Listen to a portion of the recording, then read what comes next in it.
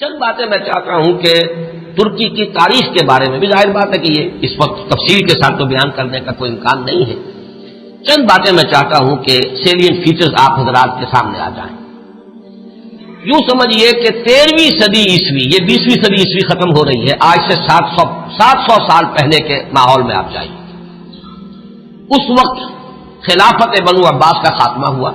1258 عیسوی میں فال of Baghdad, تاتاریوں کے ہاتھوں بغداد کی تباہی ہوئی اور خلافت بنو عباس کا چراغ گل ہو گئی.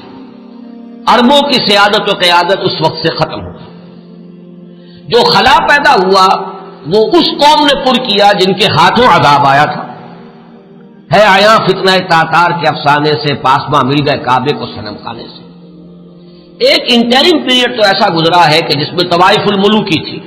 ظاہر بات ہے کوئی بڑی تہذیب، بڑا تمدن، بڑی سلطنت ختم ہوتی ہے تو دوبارہ اس کی جگہ پر کسی دوسرے سٹرکچر کے بننے میں وقت لگتا ہے. درمیان میں وہ طوائف الملوکی، چھوٹے چھوٹے سلطان، چھوٹے چھوٹے عمراء، چھوٹی چھوٹی حکومتیں پورے عالم اسلام. لیکن رفتہ رفتہ یہ جو ترک ایک اصل میں یوں سمجھیے کہ ایک نسل ہے، قوم ہے. ہم مغل کو علیحدہ سمجھتے ہیں، ترکوں کا اصل میں ملک بھی ترک ہے. یہ سب ترکان ہیں، ان کی مختلف نسلیں. ترکان تیموری کو ہم مغل کہتے ہیں. ترکان صفوی کی حکومت قائم ہوئی ایران میں. ترکان تیموری یعنی مغلوں کی بہت بڑی مملکت قائم ہوئی ہندوستان میں.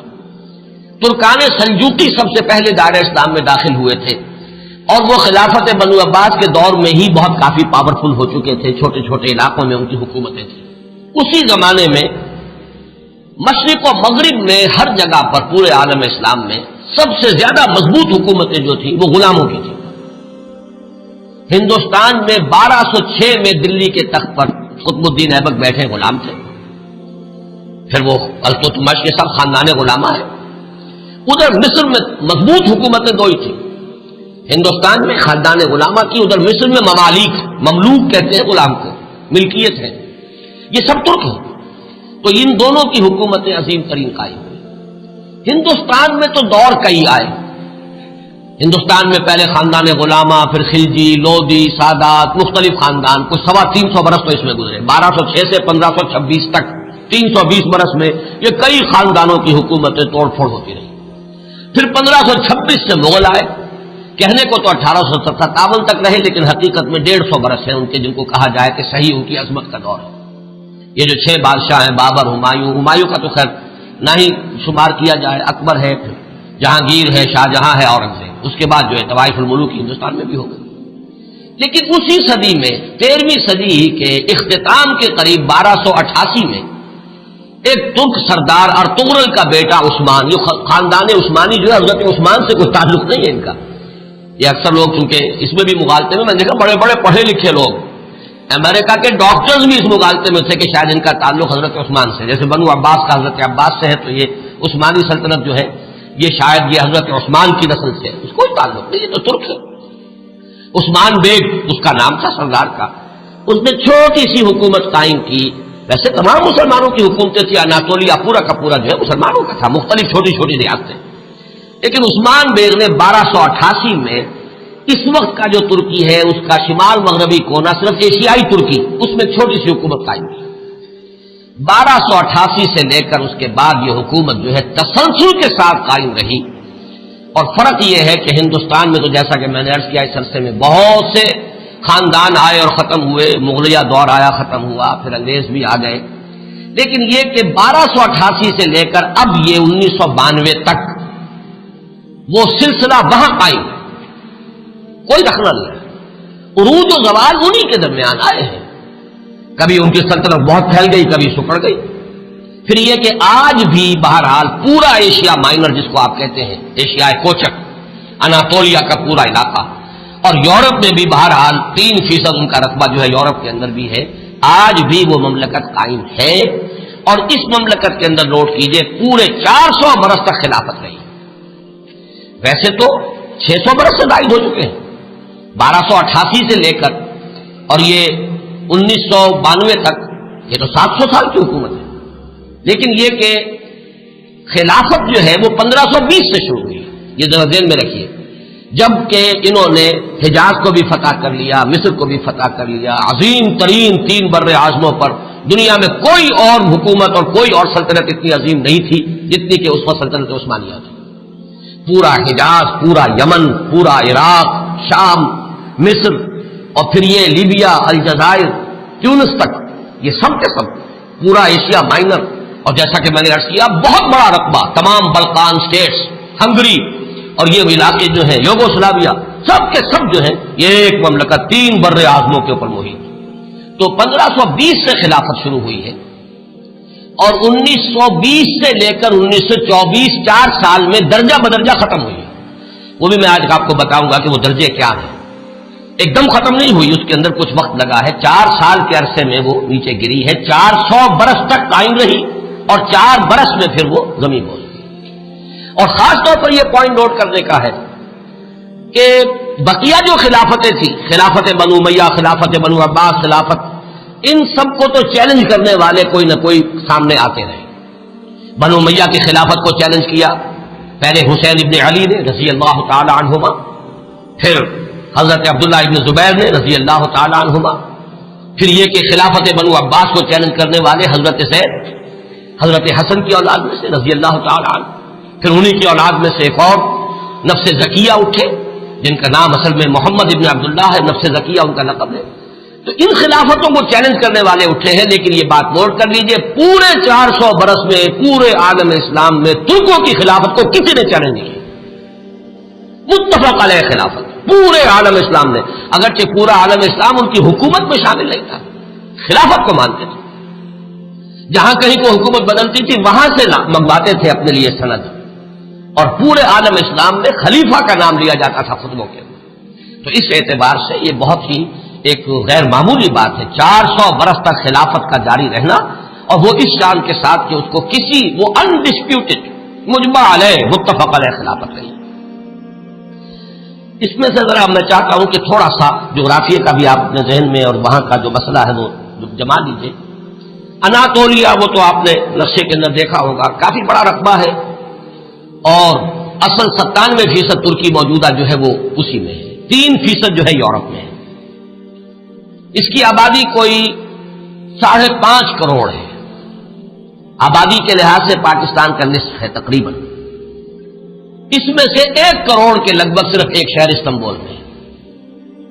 پورا ملک سطح مرتفع ہے، نہایت زرخیز، سرسب، شاداب، قابل دید، اونچائی نچائی، لیکن ہر جگہ پر آپ کو کہیں زمین ننگی نہیں ملے گی، دریا ہیں بکثرت، جھیلیں ہیں بکثرت میٹھے پانی کی، اور ابھی ہم نے وہاں پر جو کچھ معلوم کیا ہر شے ان کی اپنے ہاں موجود ہے، ہر اعتبار سے سیلف سفیشینٹ ملک ہے۔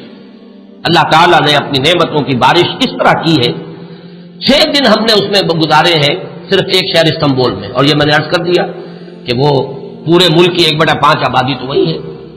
یہ شہر شاید دنیا کے اس اعتبار سے خوبصورت ترین شہروں میں سے ہوگا کہ یہ ایک تو یہ کہ نگینے کی طریقے سے یہ یورپ اور ایشیا سنگم ہے اس کا جس پر واقع ہے۔ ایک سمندر ہے جو پورا ترکی کے اندر ہی ہے، بحر مارمورا، جسے ایک چھوٹی سی آبنائے ملاتی ہے بحیرہ اسود کے ساتھ، بلیک سی کے ساتھ، اس کو باسفورس کہتے ہیں۔ جنوب میں ایک لمبی سی گلی ہے پانی کی، وہ درا دانیال ڈارڈینیلیز، وہ ملاتی ہے اسے بحیرہ روم سے، لیکن بحیرہ مارمورا جو ہے پورا کا پورا وہ ترکی کے اندر ہے گویا، یعنی یورپی ترکی اور ایشیائی ترکی کے مابین۔ اور استنبول شہر جو ہے وہ بہت خوبصورت، اور عظمت پارینہ اگر مسلمانوں کی دیکھنی ہو تو شاید دنیا کا کوئی اور شہر نہیں ہے کہ جو ہم پلہ ہو سکے، جتنی عظیم مسجد ہے، عالی شان مسجد ہے، اگرچہ اس وقت ان کی مینٹیننس نہیں ہے، برا حال ہے، خستہ حال ہے۔ حضرت ابو ایوب انصاری رضی اللہ تعالیٰ عنہ کا مقبرہ بھی بہت خستہ حالت میں، اس کے ساتھ جو مسجد ہے مغرب کی نماز ہم نے وہاں ادا کی ہے، لیکن یہ کہ نظر یہی آیا کہ صرف وہی لوگ تھے کہ جو وہ ڈاکٹرز کا پورا گروپ آیا ہوا تھا، مقامی آبادی بہت کم، نہ ہونے کے برابر۔ اس اعتبار سے عظمت پارینہ دیکھنی ہو تب بھی جا کر دیکھیے، اور اسلام کی بیچارگی دیکھنی ہو تب بھی وہیں جا کر دیکھیے۔ یہ دونوں کنٹراسٹ آپ کو وہاں نظر آئیں گے کہ عظیم ترین مسجدیں وہاں ہیں۔ ہماری بادشاہی مسجد تو اپنے یعنی یوں سمجھیے کہ صحن کے رقبے کے اعتبار سے ہم کہہ دیتے ہیں دنیا کی سب سے بڑی مسجد ہے، لیکن وہ تو صحن ہے، باقی یہ کہ ان کے جو عظیم الشان ہال انہوں نے بنائے ہیں، جتنے عظیم، جتنے بلند، ان کو دیکھ کر انسان حیران رہ جاتا ہے۔ سلطان محمد فاتح کی مسجد، سلطان سلیمان کی مسجد، ایک ایک مسجد ان میں سے جو ہے اپنی جگہ پر عظمت کا بہت بڑا نشان ہے، اگرچہ جیسا کہ میں نے عرض کیا اس وقت حالت جو ہے ان کی اکثر و بیشتر خستہ ہے۔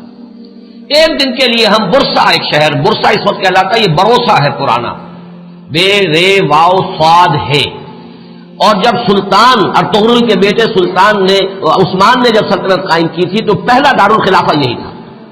یہ ایشیائی حصے میں ہے، تقریباً کوئی 150-200 میل کا فاصلہ ہوگا استنبول سے۔ وہاں کے حالات مختلف ہیں، وہاں سلطان بایزید یلدرم کی بنائی ہوئی مسجد جو ہے بہت عالیشان ہے اور اس وقت بھی وہ بہت آباد ہے۔ ہم حیران ہوئے وہاں دیکھ کر کہ وہاں ایک ظہر کی نماز ہم نے پڑھی ہے 2 دن قبل، لیکن محسوس ہوتا تھا کہ جمعے کی نماز، ظہر کی اذان سے پہلے کثیر تعداد کے لوگ موجود تھے۔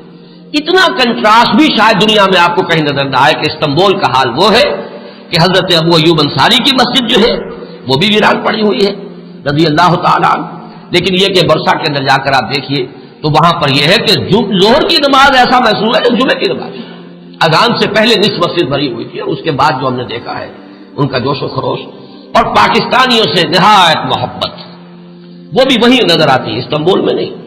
استنبول تو ہر اعتبار سے مغربی تہذیب کے اندر بری طریقے سے یوں سمجھیے کہ پوری طرح گم ہو چکا ہے، وہاں آپ محسوس نہیں کر سکتے کہ کوئی مسلمان ملک ہے۔ باقی یہ کہ جیسا کہ میں نے ابھی عرض کیا تھا کہ اگرچہ اللہ تعالیٰ نے اپنی دولت جو ہے مادی دولت کے خزانے ہر طرح سے انہیں دیے ہیں، لیکن معاشی حالات نہایت ناگفتہ میں ہیں۔ انفلیشن آسمان سے باتیں کر رہی ہے، کرنسی کی قیمت اس تیزی کے ساتھ گرتی ہے۔ وہ کچھ اعداد و شمار لے کے آئے ہیں میرے ساتھ، چونکہ چھوٹے بھائی برادر عزیز اقتدار احمد تھے، ندا میں انشاءاللہ تعالیٰ وہ چیزیں تفصیل سے آئیں گی فیکٹس اینڈ فگرز کے ساتھ، کہ کس طرح ہر مہینے ان کی جو کرنسی ہے اس کی قیمت گر رہی ہے، اور کس طرح یہودیوں نے انہیں چنگل کے اندر لے رکھا ہے، اور پوری معیشت جو ہے یہودیوں کے قبضے میں ہے۔ ان کے ہاں ہر چیز جو ہے کنزیومر گڈ، بس اس کی کھپت ہے، جو خرچ کر دینے والی چیزیں ہیں، لباس ہے، مختلف چیزیں ہیں، ان کی بہتات بازاروں میں بھری نظر آئے گی، لیکن یہ ہے کہ ان کی جو یعنی یوں سمجھیے کہ شراب پانی کی طرح، ایک عجیب کنٹراسٹ ہے اس اعتبار سے بھی، خنزیر وہاں نہیں کھایا جاتا، لہذا یہ تو اطمینان ہوتا ہے آپ جہاں چاہیں جا کے کھانا کھا لیں، آپ کو پتا ہے یہاں حرام چیز کھانے میں نہیں ہے، لیکن شراب پانی کی طرح پی جاتی، یہ بھی تضاد۔ یہاں تک کہ واقعہ یہ ہے کہ ہمارا ایک گائیڈ تھا، اس نے کہا بڑے ہی فخر کے ساتھ، ایک جگہ جب ہم جا رہے تھے حضرت ابو ایوب انصاری رضی اللہ تعالیٰ عنہ کی مسجد کی طرف، اس نے ایک علاقہ بتایا اور اس نے کہا یہ اتنے ریسٹورانٹ جو آپ کو نظر آ رہے ہیں یہ سب شراب اور ہر جگہ ہے، لیکن رمضان میں یہ سب بند ہوتے ہیں، رمضان میں ہم شراب نہیں پیتے۔ ہم نے کہا رمضان ہی میں نہیں پیتے تو یہ باقی شراب؟ باقی تو پیتے ہیں۔ کسی نے پوچھ لیا کیا روز کے؟ ہاں روز پیتے ہیں۔ وہ بالکل کوئی اس کے اندر کوئی گلٹی کانشنس، کسی طرح کی کوئی انہیبیشن، کوئی کسی درجے کی کوئی شرمندگی ختم نہیں، لیکن رمضان میں یہ سب بند ہوتے ہیں رمضان کے اندر۔ تو میں نے کہا کہ اللہ کرے کہ یہ رمضان ہی پورا سال ہو جائے، کوئی ایسی شکل بن جائے کہ پورا سال ہر روز عید نے اس کے حلوہ خورت کسے، اللہ کرے کہ پورا سال جو ہے وہ رمضانی کی شکل بن جائے تاکہ وہاں سے شراب کی لعنت کا خاتمہ